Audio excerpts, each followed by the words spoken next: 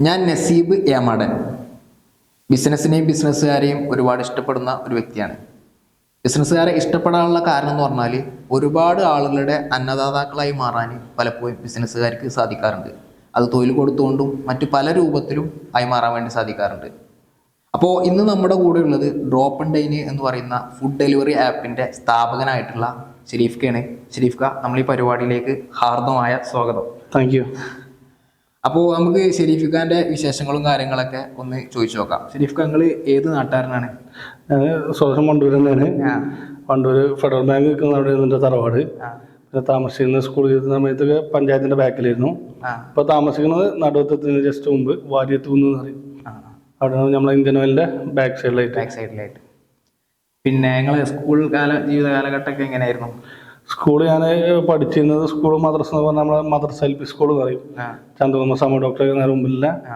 അവിടെ നിന്ന് L P സ്കൂളൊക്കെ ഉണ്ടായിരുന്നു. പിന്നെ യു പി സ്കൂൾ ഹൈസ്കൂളൊക്കെ യു പി സ്കൂൾ ഉണ്ടായിരുന്നത് എത്തിങ്ങാന സ്കൂളിലായിരുന്നു. പൊതുവെ ഒരു വണ്ടൂർക്കാർ എടുത്ത് കഴിഞ്ഞാൽ എത്തിങ്ങാന സ്കൂൾ പഠിക്കാത്തവരാരുണ്ടാവല്ലോ പൊതുവെ. എത്തിങ്ങാന സ്കൂളിലായിരുന്നു. പിന്നെ VMC ആയിട്ട് ഇതായിരുന്നു നമ്മൾ ഹൈസ്കൂൾ പഠിച്ചിരുന്നു. പിന്നെ കഴിഞ്ഞ് വാണിയമ്പലത്ത് +2, മമ്പാട് കോളേജിൽ ഡിഗ്രി. അതൊക്കെ എൻ്റെ സ്കൂൾ കാലഘട്ടം എന്ന് പറയുന്നത് അതൊക്കെയായിരുന്നു. അവിടേക്കാണ് പഠിച്ചത്. അപ്പോൾ ഇപ്പോൾ ഈ ഡ്രോപ്പ് ആൻഡ് ഡൈൻ എന്ന് പറയുന്ന ഈ ഫുഡ് ഡെലിവറി പ്ലാറ്റ്ഫോം തുടങ്ങാൻ ഉണ്ടായൊരു കാരണം എന്താണ്, അല്ലെങ്കിൽ അതിലേക്കൊരു ഉണ്ടായ പ്രചോദനം എന്താണ്? അതിലോട്ടുള്ള പ്രചോദനം എന്ന് പറഞ്ഞു കഴിഞ്ഞാൽ, ഞാൻ സത്യം പറഞ്ഞാൽ എൻ്റെ സ്കൂൾ ജീവിതം കഴിഞ്ഞ് ഇപ്പോൾ 2-3 വർഷം നാട്ടിൽ വേറെ കമ്പനിയിൽ വർക്ക് ചെയ്ത്, പിന്നെ ഞാൻ എൻ്റെ 23-ാമത്തെ വയസ്സൊക്കെ ആകുമ്പോൾ ചൈനയിൽ പോയി. ചൈനയിലായിരുന്നു. പിന്നെ അവിടെ ഒരു കമ്പനിയിൽ വർക്ക് ചെയ്ത് ഏകദേശം 8-9 വർഷത്തിനോളം അവിടെ കമ്പനിയിൽ എക്സ്പോർട്ടിങ്ങിൻ്റെ കമ്പനിയിൽ മാനേജറായിട്ട് വർക്ക് ചെയ്ത്. പിന്നെ കുറച്ച് ബ്രേക്ക് എടുക്കണം തോന്നി നാട്ടിൽ പോകാൻ നിൽക്കുന്ന സമയത്താണ് ഈ കൊറോണയും കാര്യങ്ങളൊക്കെ വന്നത്. അപ്പം കമ്പനി നിന്നോട് അവിടെ തന്നെ ഹോൾഡ് ചെയ്യാൻ പറഞ്ഞിരുന്നു. പക്ഷേ ഞാൻ ബ്രേക്ക് എടുക്കണം എന്നൊരു മെൻറ്റാലിറ്റി ആയതുകൊണ്ട് ഓൾറെഡി 1 ഇയർ മുമ്പേ കമ്പനിയിലൊക്കെ പറഞ്ഞ് സെറ്റ് ചെയ്ത് പോകുന്നായിരുന്നു. അപ്പോൾ ആ രീതിയിൽ അങ്ങനെ വന്നു നോക്കുമ്പോൾ കൊറോണ സിറ്റുവേഷൻ കാര്യങ്ങളപ്പോൾ മാർക്കറ്റിലോട്ട് വേറൊരു പരിപാടി നടക്കില്ല എന്ന് കണ്ടപ്പോഴാണ് പിന്നെ ആലോചിച്ചിരുന്നപ്പോൾ ഇങ്ങനെ ഒരു ആശയം വന്നു. കാരണം നമ്മളൊരു പ്രവാസിയായി വന്ന എനിക്ക് ഈ പ്രവാസികളെ വീട്ടിലിപ്പോൾ നമ്മളോടൊന്നും കുഴപ്പമുണ്ടല്ല ഉണ്ടായിരുന്നു. പക്ഷെ അതല്ലാതെ ഇപ്പോൾ ഈ വീടുകളിൽ ബുദ്ധിമുട്ടുള്ള ആൾക്കാരോ മറ്റൊക്കെ ഉണ്ടെങ്കിൽ അന്ന് ഈ ഫുഡ് ഡെലിവറി കാര്യങ്ങൾ നമ്മൾ സ്വിഗ്ഗി സൊമാറ്റോ എന്നവരൊക്കെ ആയി വരുന്നൊരു സമയമായിരുന്നല്ലോ. അപ്പോൾ അങ്ങനെ ഒരു ആശയം മുന്നിൽ വന്നു. അപ്പോൾ നമ്മുടെ നാട്ടിൽ തന്നെ ഇപ്പോൾ നമ്മുടെ നാട്ടിൽ തുടങ്ങാതെ വരുമ്പോഴും എന്നോട് ഒരുപാട് ആൾക്കാർ പറഞ്ഞു, നമ്മുടെ നാട്ടിൽ തുടങ്ങുന്നത് വേറെ ഒന്നും കൂടെ ബെറ്റർ അറ്റ്ലീസ്റ്റ് കോഴിക്കോടോ സിറ്റികളിൽ പോയി തുടങ്ങണമെന്ന് ചോദിച്ചിരുന്നു. പക്ഷെ അതിലേക്ക് തോന്നിയൊരു കാര്യം എന്താ വെച്ച് കഴിഞ്ഞാല്, നമ്മൾ എന്തെങ്കിലും ഇതിനകത്ത് പഠിക്കണം എന്നുണ്ടെങ്കിൽ നമുക്ക് ഏറ്റവും സേഫ് നമ്മുടെ നാടാണ്. കാരണം നമ്മളത് റെസ്റ്റോറൻറ്റുകളിലെ ഡീലിംഗ് ആണെങ്കിലും കസ്റ്റമർ ഡീലിംഗ് ആണെങ്കിലും ഇപ്പൊ ഇതിനെ റൈഡേഴ്സ് നമ്മൾ ഹയർ ചെയ്തിട്ട് റൈഡേഴ്സ് നമ്മൾ അവരെ കൊണ്ട് ഇത് സർവീസ് ചെയ്യിപ്പിക്കുമ്പോഴുള്ള എന്ത് ബുദ്ധിമുട്ടുകൾ വന്നാലും നമുക്ക് ഈസി ഹാൻഡിൽ ചെയ്യാൻ പറ്റും നമ്മുടെ നാടാകുമ്പോഴാണ്. നേരെ മറിച്ച് നമ്മൾ പുറത്ത് എവിടെയെങ്കിലും ചെയ്യുമ്പോൾ ചിലപ്പോൾ അത്ര ഈസി ആയിക്കണമെന്നില്ല. അവിടെ നമ്മൾ സ്വാഭാവികം നമ്മൾ വണ്ടൂർ ടൗണിൽ തന്നെ ജനിച്ചു വളർന്ന ഒരു വ്യക്തി നിലയിലേക്ക് ഈ റെസ്റ്റോറൻറ്റുകൾ നമുക്ക് ഒരു അറിയുന്ന ആൾക്കാരാണ്. ബോസ്മാരാണെങ്കിലും മറ്റൊക്കെ ഒരു നമ്മൾ അറിയുന്ന സുഹൃത്തുക്കളായിട്ട് ബന്ധമുള്ള ആൾക്കാരാണ്. അപ്പോൾ 3 ഡിഗ്രി സുഖം നിലയിലേക്ക് നമ്മൾ പഠിക്കാൻ നല്ലത് നാട് നിലയിലേക്ക് തുടങ്ങിയതാണ്. പഠിക്കാന്നുള്ള ഒരു ലക്ഷ്യത്തോടു ഇത് ഈ ഒരു ബിസിനസ്സിൽ പുതിയൊരു മേഖലയോട് നമ്മൾ ഇറങ്ങുമ്പോൾ പഠിക്കാൻ വേണ്ടി നമുക്ക് ഏറ്റവും നല്ലത് നമ്മുടെ നാട് നിലനിൽക്കാണ്. പിന്നെ ഈ ഒരു ആശയം എന്ന് പറഞ്ഞാൽ ഇത് പറഞ്ഞ പോലെ തന്നെ വീടുകളിൽ ഒരുപാട് ആൾക്കാർ സാധനം വാങ്ങാൻ ബുദ്ധിമുട്ടുന്ന ആൾക്കാരുണ്ടാവും. അപ്പൊ അതിൽ ഒരു A to Z ചെയ്യണം നല്ലതായിരുന്നു. ഇപ്പൊ സ്വിഗ്ഗി സൊമാറ്റോ എന്ന് പറഞ്ഞാൽ റെസ്റ്റോറൻറ്റിലെ ഫുഡ് ഡെലിവറി മാത്രമേ ചെയ്യുന്നുള്ളൂ. പക്ഷെ നമ്മളെ സംബന്ധിച്ച് നമ്മൾ വീട്ടിലുള്ള എല്ലാ സാധനങ്ങളും, അതായത് പച്ചക്കറി, പലചരക്ക്, ഫ്രൂട്ട്സ്, ഇങ്ങനെ എല്ലാം ചെയ്യണമല്ലോ. എല്ലാം ചെയ്യണത്. അതിൽ മീൻ മാത്രം ഞാനത് ചെയ്തിട്ടില്ല. ഇപ്പോൾ ചോദിക്കുമ്പോൾ ഞാൻ ചോദിച്ചു കഴിഞ്ഞാൽ ഫിഷ് നമ്മൾ എടുത്തു കൊടുക്കാറുണ്ട്. ബാക്കി അതല്ലാത്ത ചിക്കന്, ബീഫ്, മട്ടനൊക്കെ നമ്മൾ ചെയ്യുന്നുണ്ട്. അത് മീനിന്റെ കേസിൽ എന്ന് വെച്ചാൽ മീൻ നമുക്ക് എപ്പോഴും ഫ്രഷ് ആണെന്ന് പറയാൻ പറ്റില്ല. ഒരിക്കലും ഞാൻ ഹയർ ചെയ്ത് വെക്കുന്ന സ്റ്റാഫുകൾ പർച്ചേസർമാരല്ല. അവർ ഈ കടയിൽ നിന്ന് എടുത്ത് കൊണ്ടുപോകുന്നതാണ്. പിന്നെ കടക്കാർ നമുക്ക് എത്രത്തോളം നമുക്ക് വിശ്വസിക്കാൻ പറ്റുന്ന പറയാൻ പറ്റില്ല. അവരവരെ കച്ചവടം, അവരുടെ ജീവിതമാർഗല്ലേ. അപ്പോൾ അതിനകത്ത് ഫ്രഷ്നെസ് ഇല്ലെങ്കിൽ പിന്നെ നമുക്കൊരു ബാഡ് നെയിം ആവുമെന്നുള്ളതിലേക്ക് ആ ഒരു ഭാഗം നമ്മൾ ചെയ്തിട്ടില്ല. പിന്നെ കുറച്ച് കാലം, ഒരു കാലം 1.5 കൊല്ലം കഴിഞ്ഞ ശേഷം പിന്നെ ചില കസ്റ്റമേഴ്സ് ചോദിക്കുമ്പോൾ എടുത്തു കൊടുക്കാൻ തുടങ്ങി. കാരണം അവരെ സംബന്ധിച്ച് നമ്മൾ ഇത് തുടങ്ങിയതിൻ്റെ ഒരു എയിം എന്ന് പറഞ്ഞു കഴിഞ്ഞാൽ ഈ പറഞ്ഞ പോലെ തന്നെ വീട്ടിൽ ആളില്ലാത്തവർക്ക് ഒരു സർവീസ് എന്നുള്ള ഭാഗം കൂടിയാണ്. സർവീസ് ബിസിനസ്സാണ്. സർവീസ് എന്നുള്ളൊരു സേവനം എന്നുള്ളൊരു ഇതും കൂടെ ആയതുകൊണ്ട് അത് ചെയ്തു കൊടുക്കാൻ, കാരണം അവർക്ക് വേറെ ബുദ്ധിമുട്ടായതുകൊണ്ട് അവർ ചോദിക്കുന്നത്. നമ്മൾ എത്ര ഇല്ലാന്ന് പറഞ്ഞാലും പിന്നീട് 2 മാസം കൂടുമ്പോൾ അല്ലെങ്കിൽ പിന്നീട് ചോദിക്കുന്നുണ്ടെങ്കിൽ അവർക്ക് ആ സഹായം കൂടെ നമ്മുടെ കിട്ടിയാൽ അവർക്ക് ബെനിഫിറ്റ് ആയെന്ന് തോന്നിയോണ്ടാണ്. സർവീസ് എന്നുള്ള രണ്ടും കൂടെ സർവീസ് നമ്മളൊരു കൺസെപ്റ്റ് ആയിരുന്നു. സർവീസ് അതിനകത്ത് പ്രോഫിറ്റ് അല്ലെങ്കിൽ ബിസിനസ്സിലുപരി ഒരു സർവീസിന്റെ കൺസെപ്റ്റ് അങ്ങനെ തുടങ്ങി. കാരണം ഇത് വീടുകളിൽ ആളില്ലാത്തവർക്ക് അതിപ്പോ ഒന്നിപ്പോ പ്രവാസികൾ വീടുകളുണ്ടാവും, അതിലിപ്പോ മക്കളോ അല്ലെങ്കിൽ ഇപ്പൊ ഭർത്താക്കന്മാരോ മരിച്ച വീടുകളുണ്ടാവും.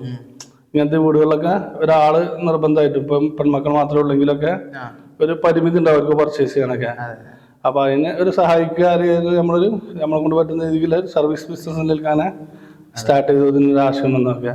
ബിസിനസ് ചെയ്ത് പഠിക്കുക, അതേപോലെ തന്നെ സർവീസ് ചെയ്യാന്നുള്ള ആഗ്രഹത്തോടു കൂടിയാണ് ഡ്രോപ്പ് ഡേ എന്ന് പറയുന്ന ഒരു പ്ലാറ്റ്ഫോം നമ്മളെ ഷെരീഫ്ക ഉണ്ടാക്കി എന്നുള്ളതാണ് ഷെരീഫ്ക പറയണത്. അപ്പൊ ഷെരീഫ്ക, ഈ ആപ്പ് തുടങ്ങുന്ന സമയത്ത് നിങ്ങൾ നേരിട്ട വെല്ലുവിളികൾ എന്തൊക്കെയാണ്? ഇത് ഞാൻ തുടങ്ങുന്ന സമയത്ത് എന്നെ സംബന്ധിച്ച് ഞാനൊരു സ്ട്രക്ചർ പ്ലാൻ, ഒരു ബിസിനസ്സിന് പോലെ ഞാൻ സ്ട്രക്ചർ പ്ലാനൊക്കെ ഞാൻ സെറ്റ് ആക്കിയിട്ടുണ്ടായിരുന്നു. കാരണം ഇത് മാർക്കറ്റ് പൊതുവെ എങ്ങനെയാണ് എന്താന്നൊക്കെ നമുക്ക് ഇതിനകത്ത് ഒരു ഫീൽഡിലൊരു പരിചയമില്ലാതെ വന്നതാണ് ഈ ഒരു മേഖല. അപ്പോൾ സ്ട്രക്ചർ പ്ലാനൊക്കെ ഉണ്ടാക്കി തുടങ്ങി. പക്ഷേ അത് കൊറോണ സമയം കൂടെ ആയതുകൊണ്ട് നമ്മളെ പുറകിലായിട്ട് നമ്മൾ കൊണ്ടൊരു ടൗൺ നമ്മൾ ആദ്യമായിട്ട് സ്റ്റാർട്ട് ചെയ്ത് നമ്മളാണ്. പക്ഷെ നമ്മളെ പുറകിലായിട്ട് ഒരുപാട് ടീമുകൾ വന്നു, ഫ്രാഞ്ചൈസി ബേസ് ചെയ്തിട്ടുള്ള ഒരുപാട് ടീമുകൾ വന്നു. അതുപോലെ നമ്മളെ നാട്ടുകാർ തന്നെ ഇല്ല, ഒന്ന് രണ്ടെണ്ണം വന്നു. ഇതൊന്നും ഇപ്പോൾ അവരെൻ്റെത് കണ്ടിട്ട് തുടങ്ങി ഒരിക്കലും പറയില്ല. കാരണം ഒരു ആപ്ലിക്കേഷൻ ബിൽഡ് ചെയ്തെടുക്കണമെങ്കിൽ അതിൻ്റെ സമയവും സന്ദർഭമൊക്കെ വേണം. ഞാൻ തന്നെ പ്ലാൻ ചെയ്ത് ഏകദേശം ഒരു 6 മാസം 7 മാസം കഴിഞ്ഞിട്ട് ശേഖരം ഇതായി തുടങ്ങിയിട്ടുണ്ടായി. ഇവിടെ നാട്ടിൽ സ്റ്റാർട്ട് ചെയ്ത് പറ്റിയിട്ടുണ്ടാവുക. അങ്ങനെ ആപ്ലിക്കേഷൻ ഉണ്ടാക്കി ടെസ്റ്റ് നടത്തി മറ്റേ ചെക്ക് ചെയ്തതിന് ശേഷം നമ്മളത് സ്റ്റാർട്ട് ചെയ്തിട്ടുണ്ടാവും. അതുപോലെ തന്നെ ബാക്കിയുള്ള ആപ്പറും ഞാൻ തുടങ്ങിയതിൻ്റെ കണ്ടിട്ട് തുടങ്ങിയതിൻ്റെ ഉപരി അവരിതിന് മുമ്പേ വർക്ക് തുടങ്ങിയിട്ടുണ്ടാവും. പക്ഷെ നമ്മൾ തുടങ്ങിയ ശേഷമാണ് ഇതുപോലെ ഒരുപാട് ഫ്രാഞ്ചൈസികളാണെങ്കിൽ ഇതുപോലെ വേറെ 1-2 ആപ്പുകളൊക്കെ 8-10 ടീമുകൾ വന്നു. അപ്പൊ ആ സമയത്ത് പിന്നെ നമ്മളൊന്ന് ഹോൾഡ് ചെയ്ത് വെച്ചു. ഒരുപാട് കോമ്പറ്റീഷൻ ഉണ്ടായിരുന്നു. അതെ അതെ, നല്ല കൊറോണ സമയം ആയതുകൊണ്ട് തന്നെ ഒരുപാട് ആൾക്കാർ കടന്നു ഒരുപാട് കോമ്പറ്റീഷനും നല്ലൊരു കോമ്പറ്റീഷൻ ഫേസ് ചെയ്യേണ്ടി വന്നിട്ടുണ്ട്.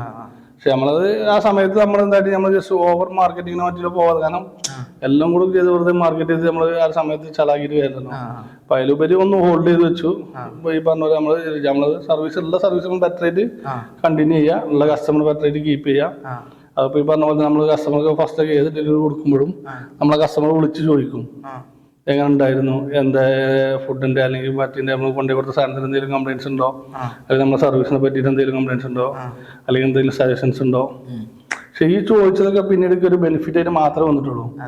കാരണം നാളെ ഒരു കസ്റ്റമർ പറഞ്ഞത് ഏതെങ്കിലും കസ്റ്റമർക്ക് എന്തെങ്കിലും പറയാൻ മടിയുണ്ടെങ്കിൽ നമ്മൾ അവിടുന്ന് കുത്തിയെടുക്കുന്നതാണ് പറയുന്നത്. കാരണം എന്താ വെച്ചാല് നിങ്ങൾ എന്തെങ്കിലും ഉണ്ടെങ്കിൽ പറയണം, എങ്കിൽ മാത്രമേ ബെറ്റർ ആക്കാൻ പറ്റുള്ളൂ.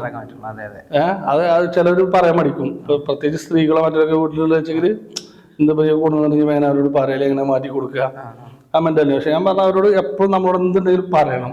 പറഞ്ഞെങ്കിൽ മാത്രമേ നമുക്ക് മനസ്സിലാക്കാനും അത് തിരുത്താനും പറ്റുള്ളൂ.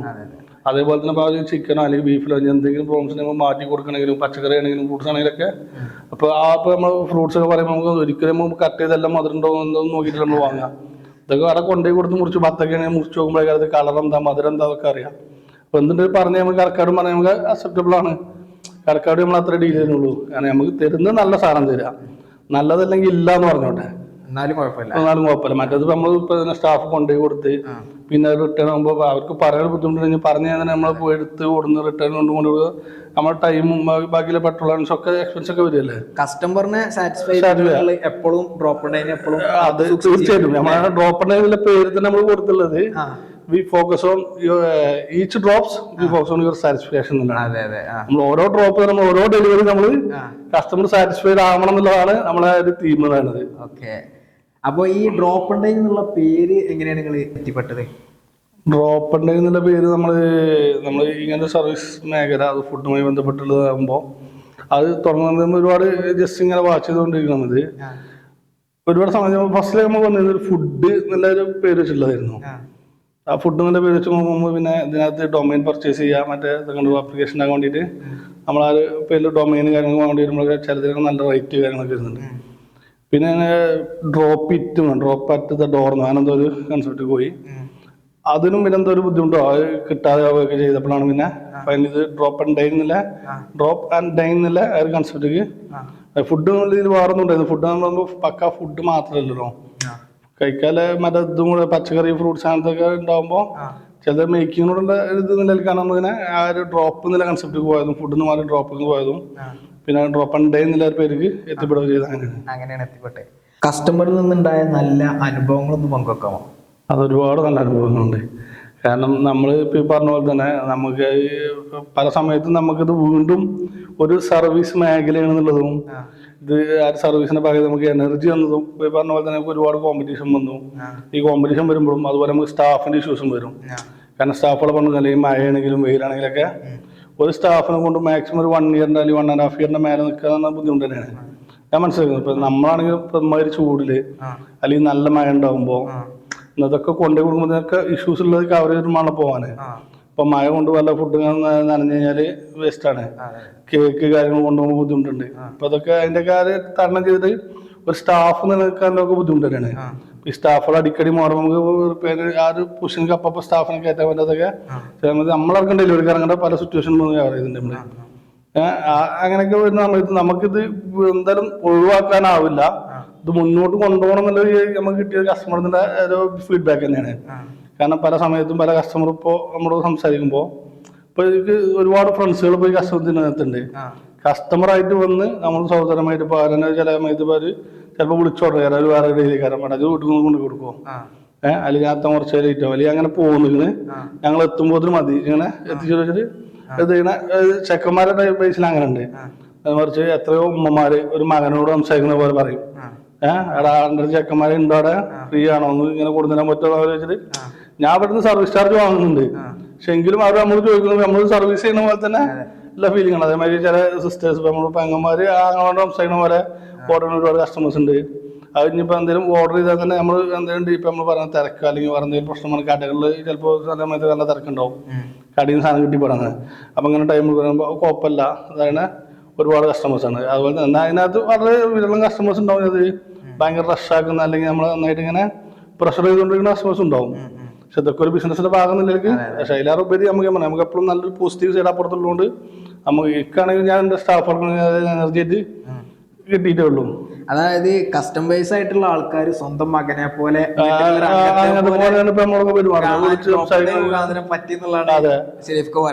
തീർച്ചയായിട്ടും. അതുകൊണ്ടാണ് ഇപ്പൊ നമ്മളോട് ചിലപ്പോൾ നമ്മളെ ആപ്പിലുള്ളത് ഇപ്പൊ നമ്മളെ ആപ്പിൽ നമ്മൾ പലചരക്ക് ലിസ്റ്റ് ചെയ്തിട്ടില്ല. ആദ്യം ചെയ്തിരുന്നു ഞാൻ. പിന്നെ പലചരക്ക് എന്ന് വെച്ചാൽ പല സമയത്തും പല കസ്റ്റമർ ചോദിക്കുന്ന ബ്രാൻഡുകൾ ഇപ്പൊ നമ്മൾ ആപ്പിൽ കയറ്റി വെച്ചാണെങ്കിലും പല ബ്രാൻഡുകളും നമുക്കത് ഈസിലി കിട്ടാൻ ബുദ്ധിമുട്ടാണ്. പിന്നെ അതുപോലെ അതിന്റെ ഇടയ്ക്ക് വരുന്ന പ്രൈസ് മാറ്റങ്ങൾ കാര്യങ്ങൾ നമുക്ക് അത് ഹാൻഡിൽ ചെയ്ത് പോകാൻ ബുദ്ധിമുട്ടായപ്പോൾ പിന്നെ പലചരക്ക് എന്ന് പറഞ്ഞാൽ തന്നെ ഗ്രോസറിക്കകത്ത് ഒരുപാട് വെറൈറ്റികളാണ്. അതായത് ഇപ്പൊ ഒരു അറ്റ്ലീസ്റ്റ് സോപ്പ് എടുത്താൽ തന്നെ ഒരു 100-300 സോപ്പ് നമ്മൾ കയറ്റേണ്ടി വരും. കാരണം പല കമ്പനിയുടെ പല രീതിക്കുള്ള പാക്കിങ് സോപ്പുകൾ ഇപ്പൊ ഒരു അറ്റ്ലീസ്റ്റ് 20-30 കമ്പനികളും ഉണ്ടാക്കും മാർക്കറ്റില്.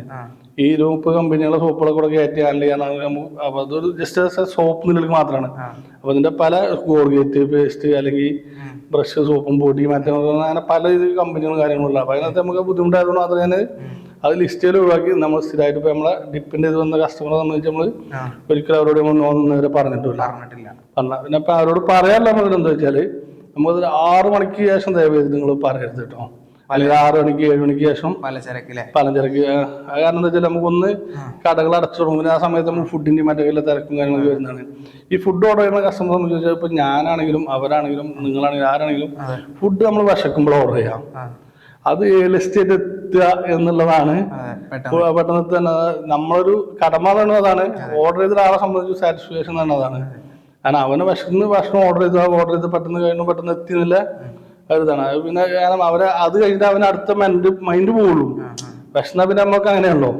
നമുക്ക് അടുത്തൊരു പരിപാടി ചെയ്യണമെങ്കിൽ അത് വിശപ്പടക്കാതെ വേറെ പരിപാടിക്ക് അംഗീകരിച്ച് ചെയ്യാൻ കഴിയില്ല. അപ്പൊ ആ രീതിക്ക് ആ ഒരു ഫുഡ് ബാങ്കിൽ നമ്മൾ മാക്സിമം ഏർലി സ്റ്റേജ് സർവീസ് ചെയ്യണം എപ്പോഴും ആഗ്രഹം നമ്മൾ പരിശ്രമിക്കാറുള്ളത് അതിനാണ്. ഷെരീഫ് ക, ഇപ്പൊ നമ്മളെ പുതുതായിട്ട് വരുന്ന കസ്റ്റമേഴ്സിന് എങ്ങനെ ഇപ്പൊ നമ്മളിതിൽ ഉപയോഗിക്കാൻ വേണ്ടി കഴിയാ? ഈ ആപ്പ് എവിടെയൊക്കെയാണ് അവൈലബിൾ ആയിട്ടുള്ളത്? അത് ഡ്രോപ്പ് ഉണ്ടെങ്കിൽ ആപ്പ് നമ്മൾ ഓൾറെഡി പ്ലേ സ്റ്റോറിനകത്താണെങ്കിലും ആപ്പിൾ സ്റ്റോറിനകത്താണെങ്കിലും ഉണ്ട്. അപ്പൊ ഈ 2 കാറ്റഗറികൾ നമ്മൾ പൊതുവെ ഉപയോഗിക്കുന്നത്. രണ്ടാമത്തെ അവർക്ക് ഡൗൺലോഡ് ചെയ്യാം, ജസ്റ്റ് സൈനപ്പ് ചെയ്യാം. സൈനപ്പ് ചെയ്ത് അവരുടെ പേര് മൊബൈൽ നമ്പർ ജസ്റ്റ് ഒരു പാസ്വേഡ് കൊടുത്തിട്ട് സൈനപ്പ് ചെയ്ത് കഴിഞ്ഞാൽ പിന്നെ അവർക്ക് അതിനകത്ത് കാണാം. നമ്മളതിൽ ഓൾറെഡി റെസ്റ്റോറൻറ്റുകളും പലചരക്ക് പച്ചക്കറി ആണെങ്കിലും ഫ്രൂട്ട്സ് ആണെങ്കിലും ഒക്കെ അതുപോലെ ചിക്കനും ബീഫും ഒക്കെ നമുക്ക് അതിനകത്ത് കാണാൻ പറ്റും. ഈസിയായിട്ട് ഓർഡർ ചെയ്ത് കഴിഞ്ഞാൽ അവർക്ക് എന്തെങ്കിലും സംശയം നമ്മളെ കമ്പനി നമ്പർ അതിനകത്ത് ഉണ്ടാവും. മേലെ ഓരോ ബാനറിൽ നമ്മളെ കമ്പനി നമ്പർ ഉണ്ടാവും. നമ്പറിൽ കോൺടാക്ട് ചെയ്ത് കഴിഞ്ഞാൽ ഓഫീസിലെ സ്റ്റാഫുകൾ അസിസ്റ്റ് ചെയ്യും. ഇപ്പം ഇനി പുതിയ കച്ചവടക്കാർക്ക് നമ്മളെ ആപ്പിൽ കയറണമെന്നുണ്ടെങ്കിൽ എന്താണ് അവർ ചെയ്യേണ്ടത്?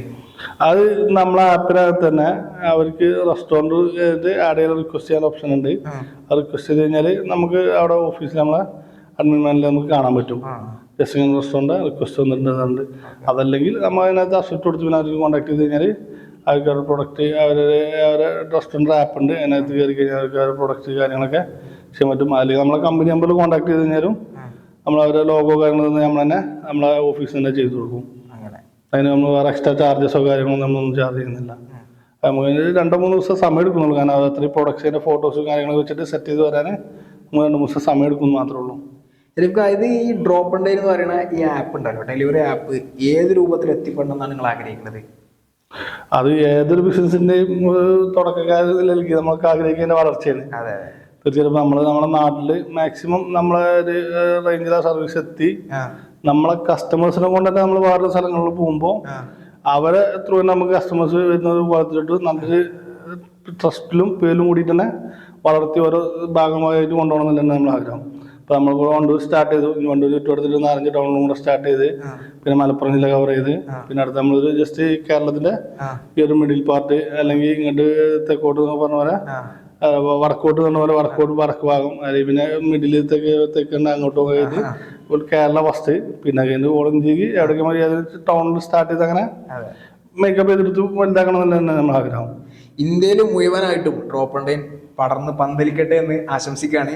അപ്പോൾ നമ്മുടെ കൂടെ ഇത്രയും നേരം സംസാരിച്ച ഷെരീഫ് ഖാനോട് ഒരുപാട് നന്ദിയും സ്നേഹമൊക്കെ അറിയിക്കുകയാണ്. അപ്പോൾ thank you Sharif Khan. Thank U.